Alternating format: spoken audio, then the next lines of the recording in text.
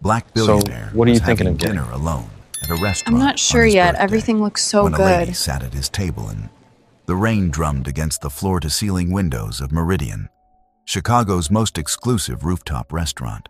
34-year-old Darius Wellington sat alone at table 12, the same corner booth he'd reserved every March 15th for the past 8 years. His birthday, his ritual, his personal hell. The maitre d' approached with practiced sympathy. "Mr. Wellington, shall I have the chef prepare your usual?" Darius nodded, not looking up from his phone where 17 missed calls from his assistant glowed. Business never stopped, not even for birthdays, especially not for birthdays. Around him, couples laughed over champagne, families celebrated milestones, friends toasted success. The irony wasn't lost on him. A man worth $2.8 billion, dining alone on the night he was born. His Patek Philippe watch showed 8:47 p.m. He'd give it another hour, eat his overpriced steak, and return to his empty penthouse. Same routine, different year. "Excuse me, is this seat taken?" Darius looked up, expecting to see Henry with wine recommendations. Instead, a woman stood beside his table, dripping wet from the rain, her auburn hair plastered to her face. She wore a simple black dress, no designer labels, no jewelry screaming wealth. Her green eyes held something he rarely saw directed at him, genuine desperation. "I'm sorry, but this is a private... Please." She slid into the booth across from him before he could finish. "I just need 5 minutes. There's a man following me, and I think I'm in real danger." Darius's security training kicked in. He scanned the restaurant, noting 2 men in ill-fitting suits near the bar, their eyes fixed on his table. His hand moved subtly to his phone. "Cora," she whispered, extending a trembling hand. "Cora Hastings. I teach 3rd grade at Lincoln Elementary, and I swear I'm not crazy. But those men have been following me for 3 blocks." The vulnerability in her voice cut through his usual skepticism. This wasn't another gold digger with a sob story. This was real fear. "Darius," he replied, surprising himself. He never gave his real name to strangers. "And you're safe now." As if summoned by his words, Henry appeared. "Is everything all right, Mr. Wellington?" The 2 men at the bar suddenly found their drinks fascinating. "Actually," Darius said, making a decision that would change everything, "my dinner companion will be staying. Please bring another menu." "Hello, my Stop Racism family. Thank you for tuning in today. Before we dive deeper into this beautiful love story, I want to hear from you. Where are you watching from? Drop your country and state in the comments below. Also, I'd love to know your thoughts. What did you think of the story so far? Do you believe love can truly conquer prejudice? Let us know in the comments. We love reading them, and trust me, your words motivate us to keep making these videos. Let's make this video reach at least 50 comments. Your support means the world to us, and it drives us to create even more meaningful content for you. So don't forget to comment, share, and keep spreading love. Cora's hands shook as she accepted the leather-bound menu, though whether from cold, fear, or embarrassment, she couldn't tell. The prices made her teacher's salary seem like pocket change. "I can't afford this," she whispered. "You're my guest," Darius replied firmly, then caught Henri's attention. "Please have security discreetly monitor tables 7 and 15. Henry nodded, almost imperceptibly. In the world of high-end service, protecting guests was paramount. Cora studied the man across from her. Expensive suit, confident bearing, but something in his dark eyes suggested loneliness. "You were eating alone on a Friday night?" "It's my birthday, actually." "Oh God, I've ruined your birthday dinner." Mortification flooded her features. "Trust me, you've made it infinitely more interesting." He meant it. "Tell me about these men." Cora glanced toward the bar. The men were gone. "They started following me after I left parent conferences. I thought I was being paranoid until they followed me into 3 different stores." "Did you recognize them?" "No, but..." She hesitated. "There's something I should probably mention. My ex-husband, Trevor, he's not exactly stable. We divorced 6 months ago after I discovered some things." Darius leaned forward slightly. "What kind of things?" "Money laundering. Trevor worked for a construction company, but the numbers never added up. When I started asking questions, he became violent. She touched her wrist unconsciously, and Darius noticed the faint outline of old bruises. And you think he sent those men? Trevor doesn't handle rejection well, especially when that rejection costs him his carefully constructed life. The waiter brought wine, an expensive bottle Darius hadn't ordered. Compliments of the gentleman at the bar, the waiter explained. Both men had returned, raising their glasses in a mock toast. Darius's jaw tightened. Stay here. He stood, his 6'3" frame commanding attention. Wait, don't, Cora started, but Darius was already moving, his businessman's facade replaced by something harder. He approached the bar with the calculated confidence of someone accustomed to handling threats. Gentlemen, I believe you have the wrong table. His voice carried the quiet authority of real power.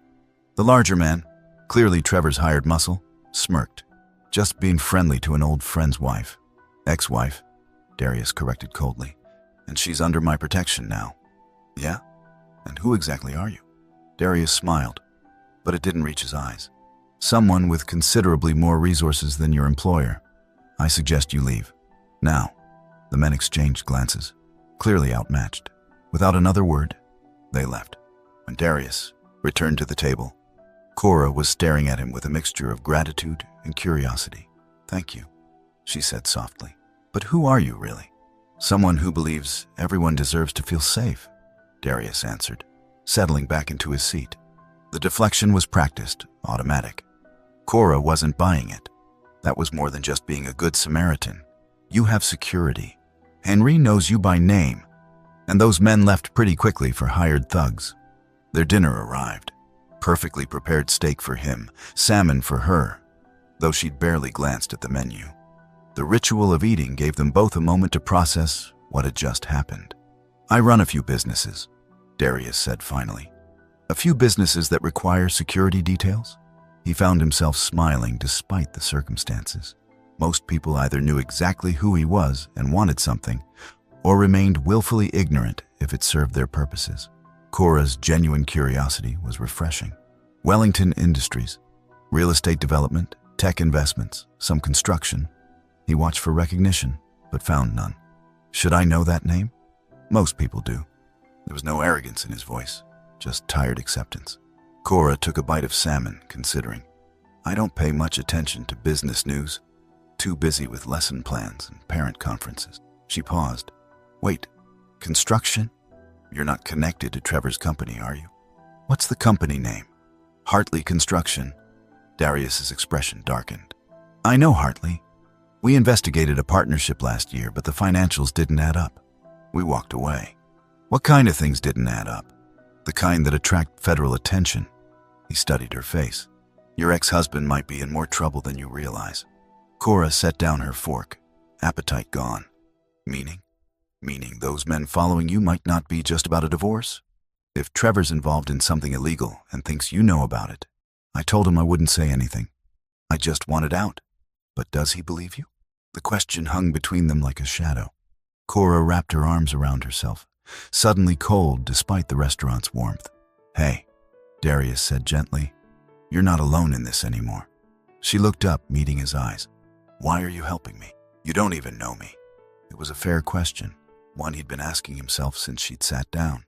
Something about her drew him in, not just her beauty, but her strength. Here was a woman who'd walked away from a dangerous situation rather than stay silent, who'd taught children instead of chasing money, who'd faced down two threatening men rather than cower. Maybe I needed someone to help, he said quietly. For the first time that evening, Cora smiled, a real smile that transformed her whole face. Happy birthday, Darius Wellington. The rain had stopped by the time they finished dinner, leaving Chicago's streets gleaming under streetlights. Darius had insisted on having his driver take Cora home, but she'd refused, not wanting to impose further. At least let me walk you to the L station, he'd said. Now they stood on the platform, an unlikely pair, the billionaire in his custom suit and the teacher in her rain-dampened dress. The last train wouldn't arrive for 20 minutes. Can I ask you something? Cora said, leaning against a pillar. Shoot. Why were you eating alone on your birthday? Someone like you must have friends, family. Darius was quiet for so long, she thought he wouldn't answer. When he spoke, his voice carried old pain. My parents died in a car accident when I was 16. My grandmother raised me, but she passed 3 years ago. As for friends, he shrugged. It's hard to know who likes you versus who likes your bank account.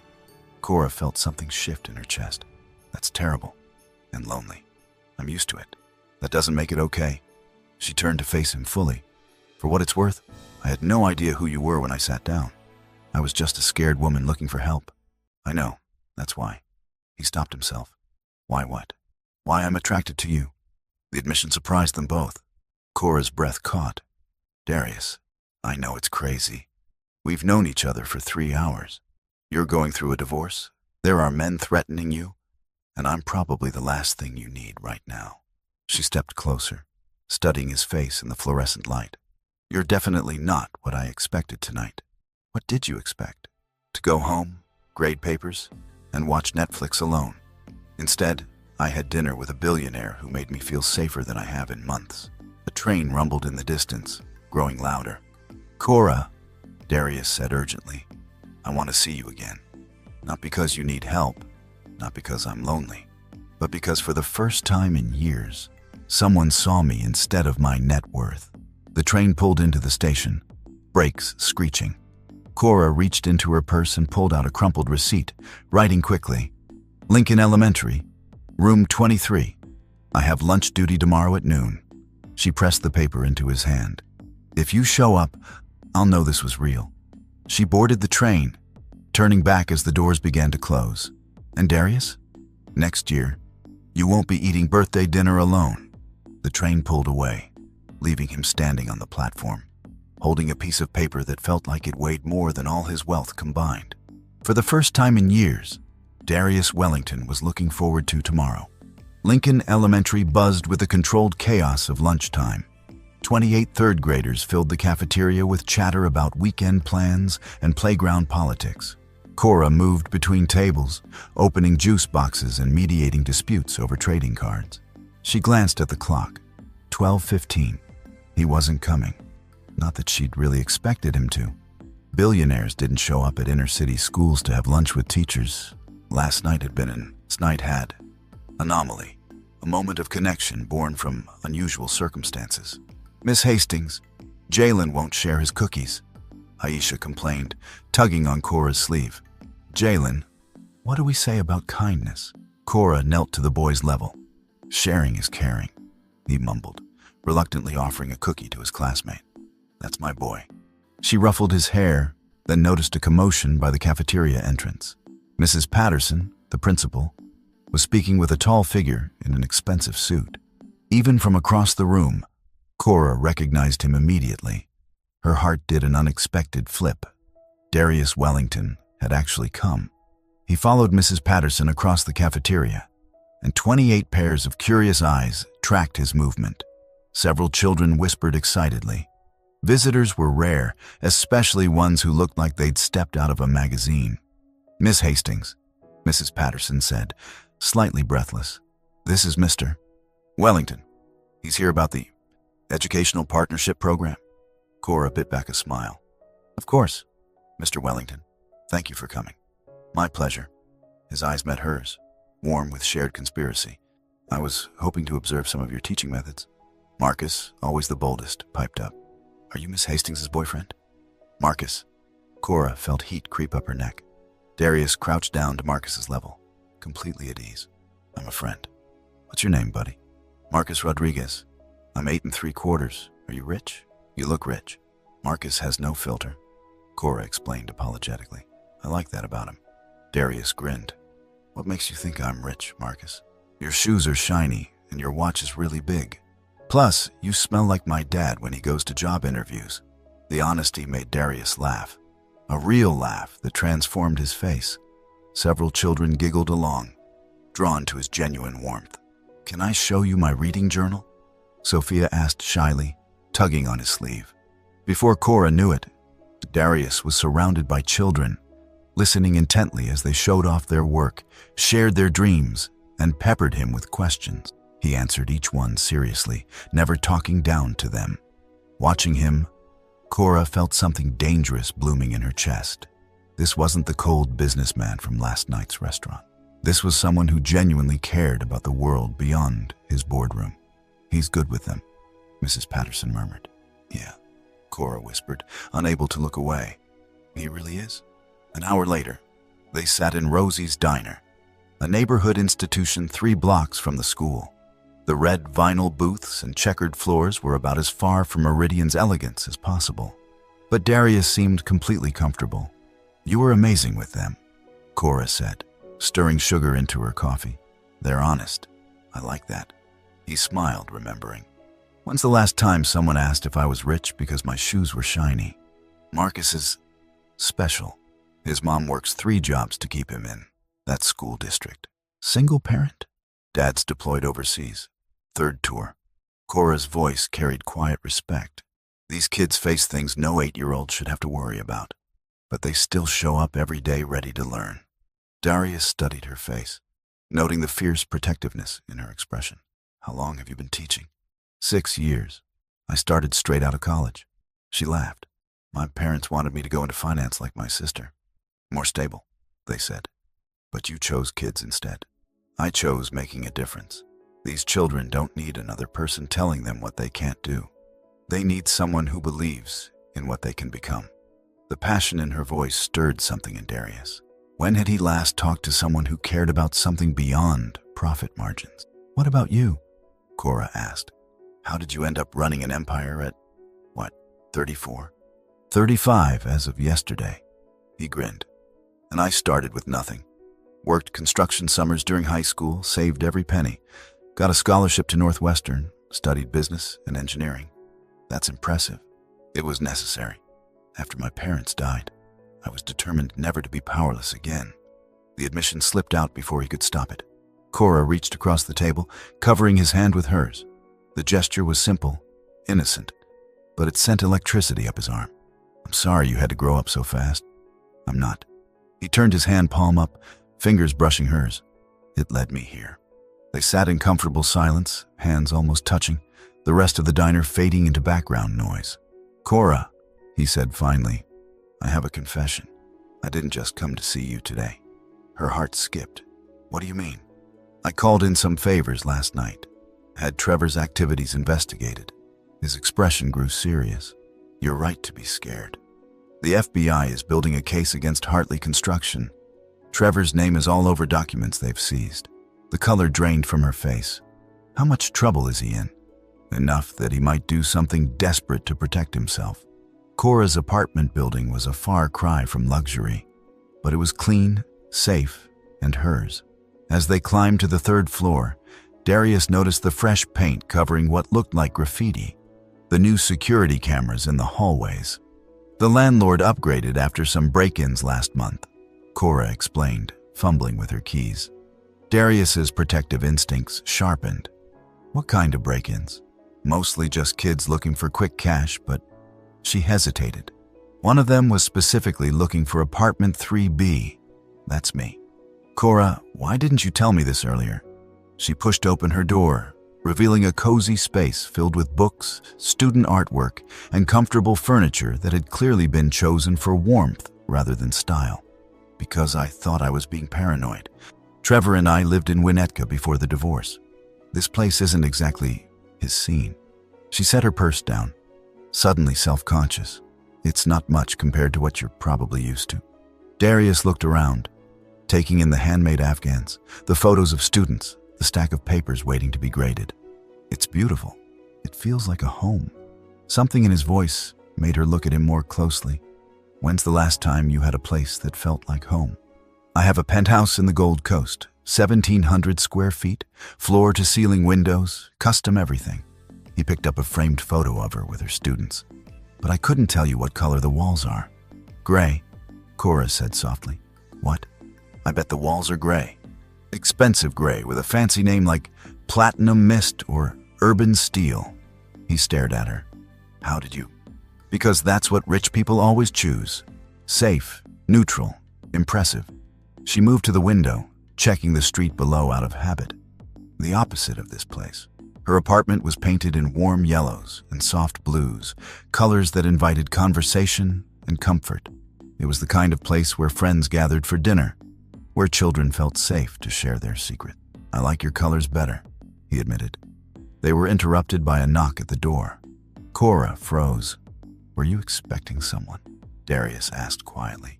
She shook her head, moving cautiously toward the peephole. Her sharp intake of breath told him everything he needed to know. "It's Detective Morgan," she whispered. "He handled my divorce case." But when she opened the door, Detective Morgan wasn't alone. Behind him stood two federal agents, their expressions grim. "Mrs. Hastings," Detective Morgan said, "we need to talk. It's about your ex-husband, and it's urgent." Darius stepped into view, and the detective's eyebrows rose. "Mr. Wellington, this is unexpected." Detective Morgan was a weathered man in his 50s who'd seen too much and believed too little. The federal agents, Agent Rivera and Agent Chen, carried themselves with the crisp efficiency of people accustomed to serious crimes. "Mrs. Hastings," Agent Rivera began, "when did you last have contact with Trevor Hastings?" 6 weeks ago. The final divorce papers." Cora's voice was steady, but Darius noticed her hands trembling slightly. "Why?" "Trevor Hastings disappeared 3 days ago, along with approximately $12 million from various accounts tied to Hartley Construction," Agent Chen explained. "We believe he's fleeing prosecution." Detective Morgan studied Darius with cop's instincts. "Mr. Wellington, what's your connection to this situation?" "Mrs. Hastings needed assistance last night. 2 men were following her." "Can you describe them?" Darius provided detailed descriptions, while Agent Rivera took notes. The agents exchanged meaningful glances. "Those match the description of Vincent Torres and Marcus Webb," Agent Chen said. "They're associates of Trevor's with questionable backgrounds." "What does this have to do with me?" Cora asked. "I haven't seen Trevor since the divorce." "Because," Agent Rivera said carefully, "Trevor told someone he had insurance, something that would guarantee his safety if things went wrong." "What kind of insurance?" "Evidence. And according to our source, he hid it with someone he trusted completely." The implication hit Cora like a physical blow. "He hid evidence here? In my apartment?" "We need to search the premises," Agent Chen said, producing a warrant. "For your own safety, Mrs. Hastings. If Trevor thinks you have something that could expose him, he'll come for it," Detective Morgan finished grimly. Darius stepped closer to Cora. "She's not staying here tonight. Mr. Wellington, this is a federal investigation, and she's a civilian who's being threatened because of her ex-husband's crimes." His voice carried unmistakable authority. "She'll cooperate fully, but not from here." Agent Rivera studied them both. "Where will she be staying?" "With me?" Darius said without hesitation. Cora started to protest, but he caught her eye. "Trust me," he said quietly. An hour later, they watched from Darius's car as federal agents carried boxes from her apartment. Cora's hands were clenched in her lap. "They found something," she whispered, watching Agent Chen emerge with a manila envelope. "Hey," Darius said gently, "look at me." She turned, eyes bright with unshed tears. "Whatever Trevor hid, whatever happens next, you're not facing this alone." "Why?" The question came out broken. "Why are you doing this?" 24 hours ago, you didn't even know I existed." Darius reached for her hand, threading their fingers together. "Because 24 hours ago, I was just existing. Now I'm living." Darius's penthouse was exactly as Cora had predicted. 1,700 square feet of expensive neutrals and floor-to-ceiling windows showcasing Chicago's skyline. It was beautiful, impressive, and utterly sterile. "Guest rooms down the hall," he said, setting down her overnight bag. "I had my housekeeper stock it with everything you might need." Cora walked to the windows, looking out at the city lights. "Do you ever feel like you're living in a museum?" "Every day." He loosened his tie, suddenly looking tired. "Would you like some wine? I have a 2015 Bordeaux that costs more than most people's rent. How about coffee instead? The kind that comes from a can and doesn't require a sommelier." He laughed, the sound echoing in the vast space. "I think I can manage that." The kitchen was a marvel of stainless steel and granite, designed for entertaining rather than actual cooking. Darius rummaged through cabinets with the uncertainty of someone who rarely used them. "When's the last time you cooked?" Cora asked, amused. "Define cooking." Anything that requires more than pressing buttons on a microwave. Then, never. He found a container of coffee, examining it like it might contain nuclear secrets. I have people for that. People for cooking? People for everything. Cleaning, shopping, laundry, meal preparation. He paused. It sounds ridiculous when I say it out loud. Cora took the coffee from him, their fingers brushing. It sounds lonely. I'm used to it. You keep saying that, but I don't think it's true. She moved around his kitchen with easy confidence, finding what she needed. I think you've convinced yourself it's easier than taking chances. What kind of chances? She turned to face him. Coffee forgotten. The kind that let people see who you really are. The kind that risk getting hurt. I've been hurt before. I know. But you've also built walls so high that good things can't get in either. They stood facing each other across the granite island, the distance feeling both massive and insignificant. What about you? Darius asked quietly. After Trevor, after everything he put you through, aren't you scared of taking chances? Terrified, she admitted. But what's the alternative? Hide for the rest of my life? Let fear make all my decisions? Some risks aren't worth taking, and some are. She moved closer, close enough that he could smell her shampoo. Something simple and clean that probably cost less than his morning coffee. The question is, how do you know the difference? Before he could answer, his security system chimed. Someone was in the building lobby, asking for Cora Hastings. Darius's expression hardened as he checked the security monitor. Trevor had found them. Trevor Hastings looked like a man on the edge. His expensive suit was wrinkled, his usually perfect hair disheveled, and his eyes held the desperate gleam of someone with nothing left to lose. I know she's here, Wellington. Trevor's voice crackled through the intercom. I just want to talk to my wife. Ex-wife, Darius corrected coldly, and she doesn't want to see you. But Cora was already reaching for the speaker button. Let him up. Absolutely not. Darius blocked her hand. He's not going away, Darius. If I don't face him now, he'll keep coming. Her voice was steadier than she felt. Besides, you have security, right? The best money can buy.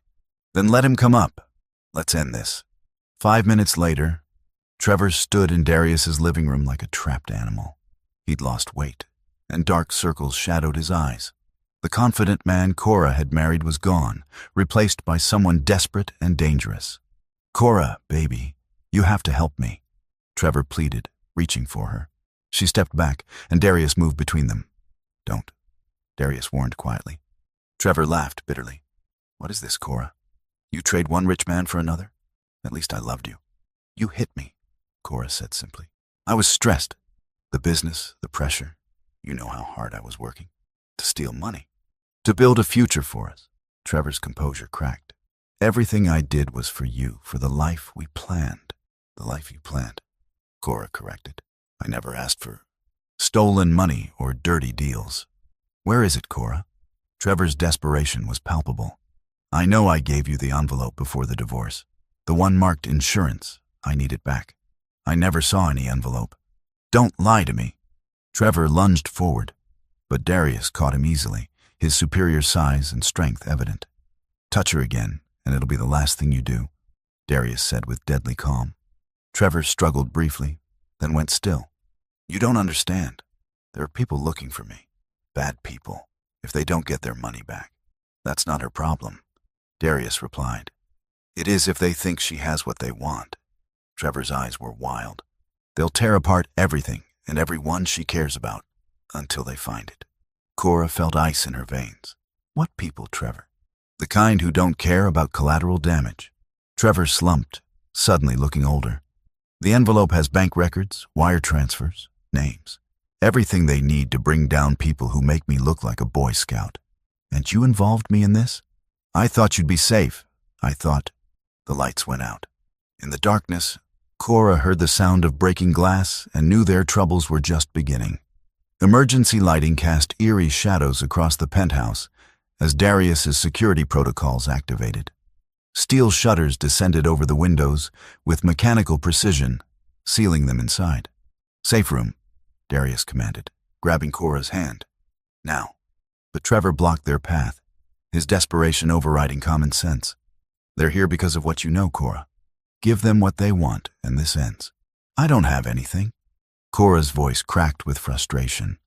A sound from the stairwell made them all freeze. Footsteps, multiple sets, moving with military precision. Mr. Wellington? A voice called through the reinforced door. We know you're in there. We just want the woman and the information. No one else needs to get hurt. Darius's hand moved to a panel on the wall, and suddenly the apartment filled with his voice, amplified through hidden speakers. This is Darius Wellington. I have a federal investigation team en route, full building surveillance and private security. You have 30 seconds to leave before this becomes a federal incident. Silence, then laughter, cold and menacing. Mr. Wellington, I don't think you understand. We're not leaving without what we came for. The sound of power tools against the door made Trevor whimper. They're coming in anyway. Just give them what they want. For the last time, Cora said, her fear transforming into anger. I don't have any envelope. Then we're all dead, Trevor whispered. Darius pulled out his phone, speed dialing. Matthews, we have a situation. Penthouse level, multiple hostiles, need immediate assistance. He listened briefly. How long? Understood. Help is coming, he told Cora. But we need to buy time. The apartment shook as something heavy hit the reinforced door. There. Trevor pointed to a section of wall that looked identical to every other section. Hidden safe behind the Rothko painting. That's where she would have put it. What? Cora stared at him in disbelief. You were always hiding important papers there. Insurance documents, my mother's jewelry, tax records. Trevor's voice carried bitter recognition. If you found an envelope I gave you, that's where it would be. Darius was already moving to the painting, revealing a sophisticated wall safe. What's the combination? I don't know. That's Cora's hiding place. All eyes turned to her. Through the door, they could hear progress. The lock was giving way. Cora, Darius said urgently, think. If you found an envelope marked insurance, where would you put it? She closed her eyes, trying to remember. I found it in my jewelry box 3 weeks ago. I thought it was old insurance papers, so Her eyes flew open. Oh, God.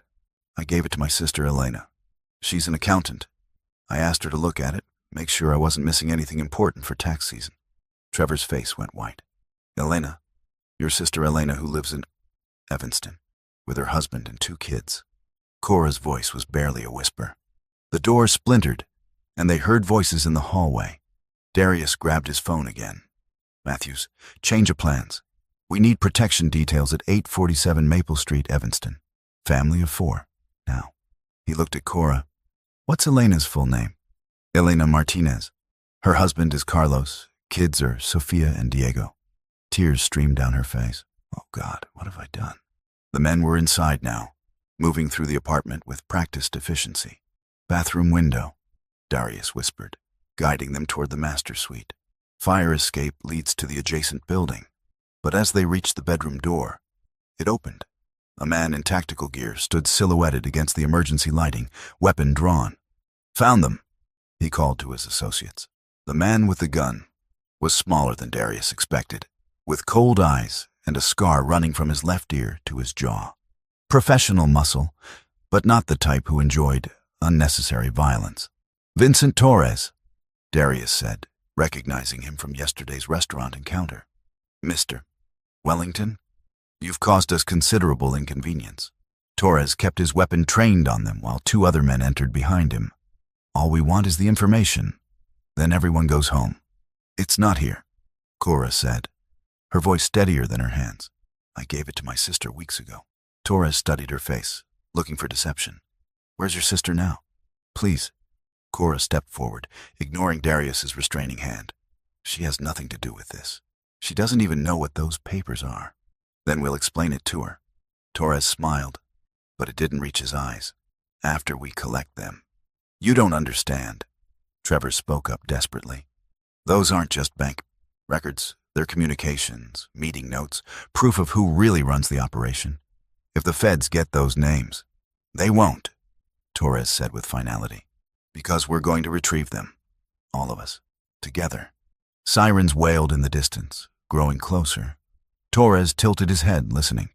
Your security team, Mr. Wellington. Among others. Then we'd better hurry. Torres gestured with his weapon. Move. They were herded toward the elevator, Trevor stumbling with fear, Cora walking with determined dignity, Darius calculating angles and possibilities. The elevator descended in tense silence. As the doors opened onto the parking garage, Darius saw his opportunity. His security chief, Matthews, stood beside a black SUV, along with 2 federal agents, but they were too far away, and Torres had positioned himself perfectly to use Cora as a shield. "Easy now," Torres called out as they emerged. "We're all going for a drive. Anyone follows, and things get unpleasant. Let her go," Darius said quietly. "You want me to cooperate?" "She stays here." Torres laughed. "Mr. Wellington, you're worth billions, but you're not worth 12 million in federal evidence. The lady comes with us." That's when Cora surprised everyone. Instead of cowering, she drove her elbow back into Torres's ribs with the force of every self-defense class she'd taken after Trevor first hit her. The man grunted, his grip loosening just enough. Darius moved like lightning, his construction worker's strength and businessman's ruthlessness combining in a devastating tackle that sent Torres's weapon skittering across the concrete. "Now!" Matthews shouted, and suddenly the garage was full of federal agents. In the chaos that followed, Darius found Cora pressed against the concrete pillar, breathing hard but unharmed. "You okay?" he asked, checking her for injuries. She looked up at him, and despite everything, she smiled. "I'm perfect." 6 months later, Cora stood in the same spot where everything had changed, table 12 at Meridian. But tonight, the restaurant was closed to other patrons. Tonight, it belonged to them. The federal investigation had concluded with Trevor and his associates receiving lengthy prison sentences. Elena and her family had been kept safe, the evidence had been recovered, and life had slowly returned to normal. Well, a new kind of normal. "Penny for your thoughts," Darius said, joining her at the window where Chicago sprawled below them in glittering splendor.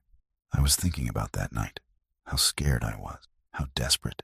She turned to face him, still amazed by what they'd built together. "I never imagined it would lead to this." This was a love deeper than either had thought possible. Darius had learned to laugh again, to trust, to let someone see behind his carefully constructed walls.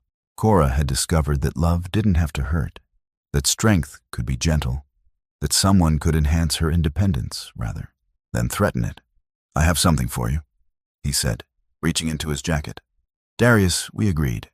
No more expensive gifts. The scholarship fund for Lincoln Elementary was already too much. This isn't expensive," he said, producing a small wrapped package. "It's priceless." Inside was a simple picture frame containing a photo she'd never seen before. The 2 of them at last month's school carnival, surrounded by her students. Darius was on his knees, helping Marcus with a broken shoelace, while Cora laughed at something Sophia had whispered in her ear. "When did you take this?" "I didn't. Mrs. Patterson did. She said it captured something she'd never seen before." "What's that?" 2 people who'd found their home in each other. Cora felt tears prick her eyes. "Darius, marry me," he said simply, dropping to one knee right there by the window where they'd first met. "Not because you need saving, not because I'm lonely, but because I love the woman who walks into danger to protect a stranger, who sees potential in every 8-year-old, who makes a billionaire feel like the richest man alive just by holding his hand."